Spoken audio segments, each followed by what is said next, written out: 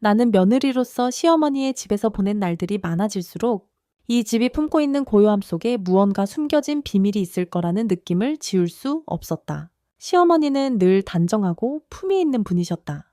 흰 머리카락을 깔끔히 묶고 얇은 주름이 새겨진 얼굴에 미소를 띠며 나를 맞이하셨다. 하지만 그 미소 뒤에 감춰진 깊은 눈빛은 때때로 나를 불안하게 만들었다. 남편인 민호는 어머니는 그냥 나이 드신 분, 특유의 고집이 있으신 거야 라며 내 걱정을 웃어넘겼지만 나는 그 말에 전혀 위로받지 못했다. 어느 날 시어머니가 동네 경로당 모임에 나가신 사이 나는 우연히 시어머니 방에 들어가게 되었다. 평소엔 문이 굳게 잠겨 있어 들어갈 일이 없었는데 그날은 문이 살짝 열려 있었다. 방 안은 오래된 나무 냄새와 함께 고풍스러운 가구들로 채워져 있었다. 그러다 내 눈에 들어온 것은 방 한구석에 놓인 오래된 나무 장롱이었다. 그 장롱은 마치 세월을 품은 듯 낡았지만 이상하게도 자물쇠가 채워져 있지 않았다. 호기심이 발동한 나는 망설이다가 문을 열어보았다. 그 안에는 낡은 편지 묶음과 빛바랜 사진들이 가득했다. 사진 속에는 젊은 시절의 시어머니와 낯선 남자가 함께 웃고 있었다.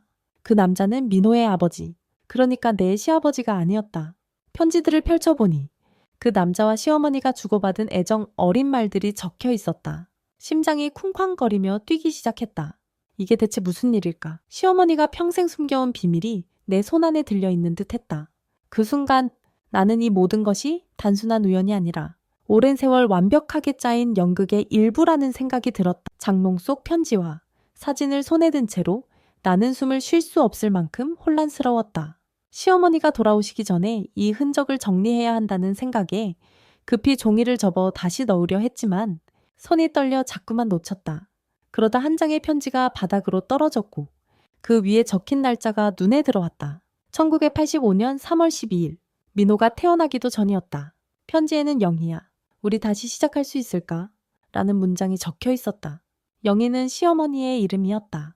이 남자는 누구이며 왜 시어머니는 이 모든 것을 숨기고 있었던 걸까? 문을 닫고 방을 빠져나온 뒤에도 머릿속은 엉켜진 실타래 같았다.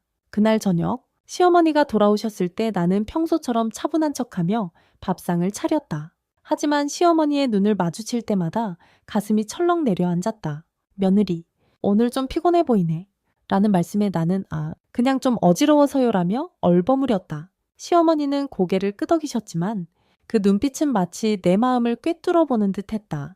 밤이 깊어지자 나는 민호에게 이 일을 털어놓을까 고민했다. 하지만 만약 이 비밀이 민호의 가족을 뒤흔들어 놓는다면 나는 차마 입을 뗄 수 없었다. 대신 다음 날 시어머니가 또 외출하신 틈을 타 장롱을 다시 열어보았다. 이번엔 작은 일기장이 눈에 띄었다. 첫 페이지를 넘기자 시어머니의 글씨로 쓰인 문장이 나를 기다리고 있었다. 모든 것은 연극이었다. 내가 선택한 인생을 지키기 위해 심장이 멎는 듯 했다. 이게 무슨 뜻일까? 나는 떨리는 손으로 페이지를 넘기기 시작했다. 일기장을 펼친 순간 나는 시어머니의 깊은 내면으로 빨려 들어가는 기분이었다. 페이지마다 적힌 글은 마치 고백처럼 솔직하고 날카로웠다. 시어머니는 젊은 시절 사랑했던 남자, 편지 속 그 남자, 이름은 재훈이었다. 와의 이별을 선택했다고 썼다. 재훈은 가난한 화가였고 시어머니의 부모님은 그를 결코 받아들이지 않았다.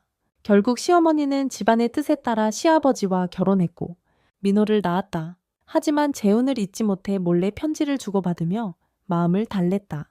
그러다 재훈이 병으로 세상을 떠난 뒤 시어머니는 그 모든 기억을 장롱 속에 묻어버린 것이다. 내가 연극을 시작한 건 민호를 위해서였다. 행복한 가정을 보여주고 싶었다라는 문장에서 나는 눈물을 삼켰다. 일기를 다 읽고 난 뒤 나는 장롱을 조용히 닫았다. 그 비밀을 폭로할 수도 민호에게 말할 수도 있었다. 하지만 그러면 시어머니가 평생 쌓아온 연극이 무너질 터였다. 나는 고민 끝에 아무것도 하지 않기로 했다. 며칠 뒤 시어머니가 나를 부르며 며느리, 요즘 좀 조용하네. 무슨 고민 있으면 말해라고 하셨다. 나는 미소를 지으며 아니에요.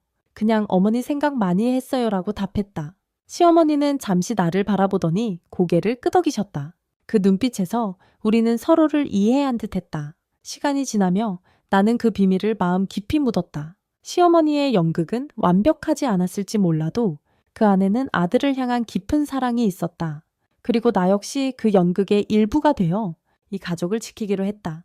장롱 속 비밀은 영원히 그곳에 머물렀고 우리 삶은 다시 고요히 흘러갔다.